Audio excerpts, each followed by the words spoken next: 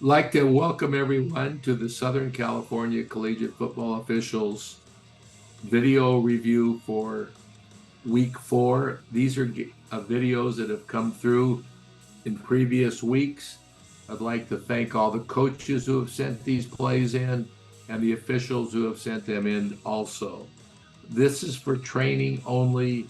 We're not looking to get any official in trouble. We need you more than you think. So let's get together and look at plays from previous weeks.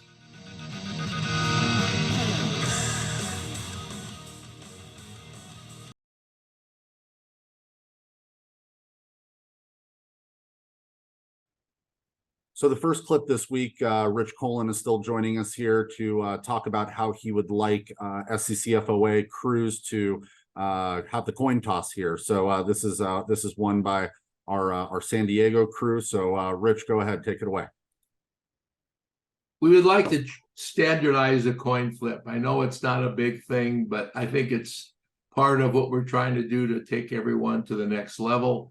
This coin flip to me is done exactly the way we talked about it at the clinic in August. We have the referee next to the two players that are going to be calling the coin flip. I think this is very well done, and I would encourage all our referees to follow this protocol. Rich, what do you think about number 0 there coming out dressed like that for the coin flip? Would you like to see his jersey pulled down or his knee covered? I would like to see that done during the warm-ups. That piece of his back protector needs to be covered. All right, so yeah, crews out there, the home team coming in from the press box, speaking captain is going to be in the front of the line. Away team, the speaking captain is going to be at the back of the line so that they're both closest to the referee. So good job by this crew.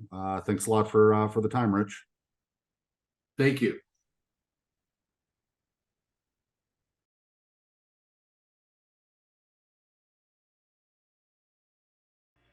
In this next play here, we're going to look at an illegal shift by the quarterback that we would like to convert into a false start here.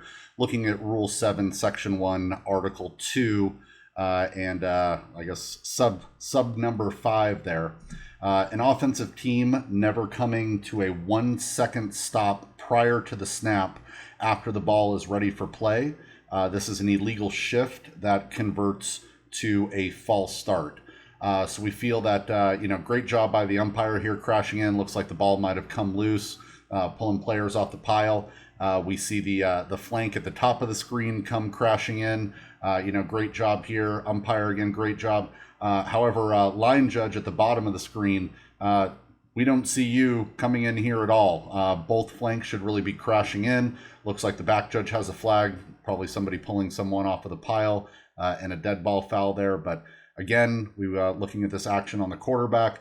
This is an illegal shift, false start. This is a dead ball foul. That would be 5 yards from the previous spot, and flanks, remember to crash in there.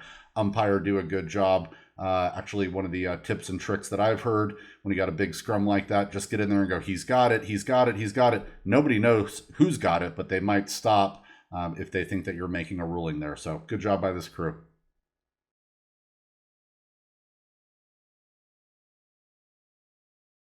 In our next play here, we're going to look at a good example of an illegal block below the waist by the return team here. So we've got an interception, and anytime that we have a change of possession, antennas should be going up. The defense becomes the offense becomes the defense. They don't get a lot of practice blocking, but right there at about the, the A40, B40 there across field, we've got a good example of a block below the waist.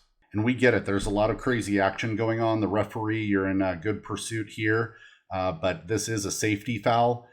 Somebody should be watching in front of the runner here, looking for these types of low blocks. It's something that we definitely need called on the field moving forward here.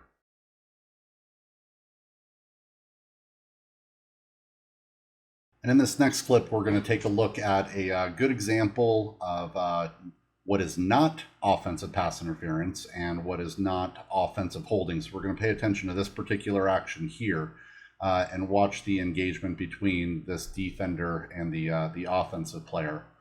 So we see that they kind of get wrapped up a little bit, and just a really great angle that this receiver takes. Really like how the covering official at the bottom of the screen, the H there, does punch into the offensive backfield so that everybody knows that this is a backwards pass.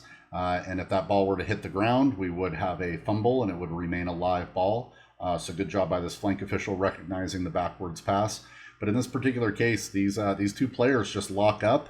The defender took a bad angle essentially, and the receiver just went right around his blocker. So good call for no holding here, or good no call, as well as good call for no offensive pass interference, since we have a pass that is caught behind the line of scrimmage in this case. So great job by this crew.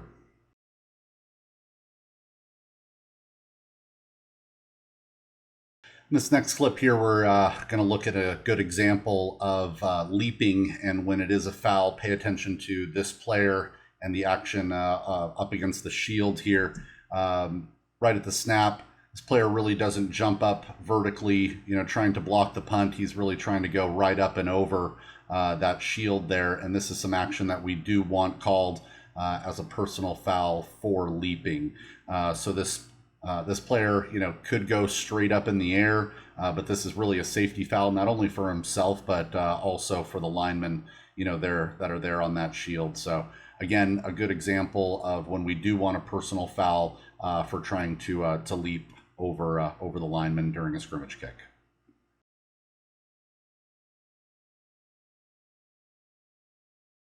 So in the final clip for this week, it would not be an SCCFOA training tape if we did not have an example of targeting here, and a targeting that we do not want called.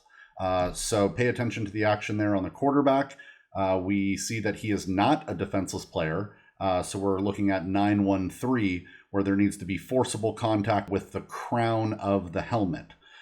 So again, if the player is not defenseless, and in this case a runner trying to gain yardage, the contact needs to be with the crown. If the player is defenseless, then the contact could be forcible with any part of the body to the head or neck area. This does not meet the criteria of targeting. Just a big hit from a free safety on a runner that happens to be the quarterback. Have a great week 4, everybody. Slow whistles and call what you see.